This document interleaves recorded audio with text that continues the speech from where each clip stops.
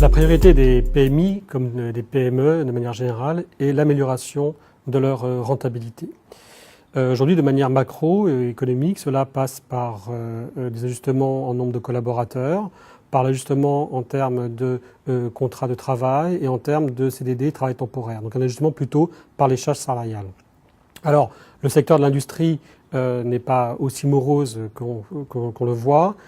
Tout d'abord, il y a des secteurs d'activité qui sont en croissance, comme le secteur de l'agroalimentaire. Et puis notons que l'activité export des PMI en France est en croissance, puisqu'elle a gagné 5 points entre 2011 et 2012. Alors on verra qu'il y a d'autres axes d'amélioration de la rentabilité qui ne sont pas forcément le fait de toucher aux équipes internes de l'entreprise, notamment au niveau des collaborateurs.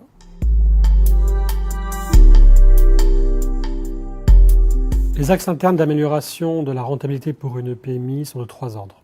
Premièrement, les stocks de matières premières. Il faut savoir qu'aujourd'hui, le stock de matières premières est un poste comptable important pour les PMI et qu'il est surveillé comme le lait sur le feu par les responsables de production. Il faut savoir que cela est dû notamment à une hausse de ce poste comptable, une hausse des matières premières du fait du marché et de la demande importante des pays émergents. Aujourd'hui, pour pouvoir améliorer ces stocks de matières premières, la PMI va agir sur plusieurs niveaux d'information. Tout d'abord, évidemment, au niveau de ses clients pour connaître les commandes qui doivent être fabriquées, les commandes actuelles et les commandes futures. Auprès, bien sûr, de l'autre côté de ses fournisseurs et de leur capacité de production. De ses sous-traitants, bien sûr, de leur capacité de concourir aux productions en cours et futures. Et enfin, bien sûr, quatrième point important, la production en cours, analyser les productions en cours. En d'autres termes, c'est agir avec un calcul de besoin net au plus juste.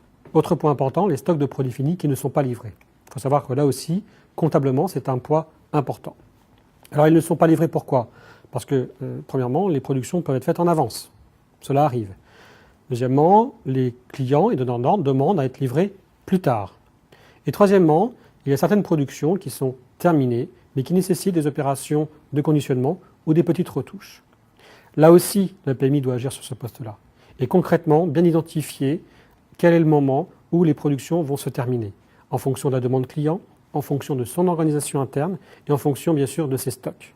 Entre ces deux points que nous venons de voir, les matières premières et les produits finis non livrés, il y a au milieu, bien sûr, l'axe de production, la partie opérationnelle de production qui doit être également analysée. Il faut savoir qu'aujourd'hui, la PMI doit analyser ses heures de fabrication et j'irai même jusqu'à l'opération même de chaque OF. Elle va identifier dans ces opérations quelles sont celles-ci qui peuvent être améliorées en termes de rentabilité, en termes d'organisation interne, en termes de disponibilité des matières premières, on vient de le voir, et bien sûr en termes de délai de production, là on voit pour la partie produits finis.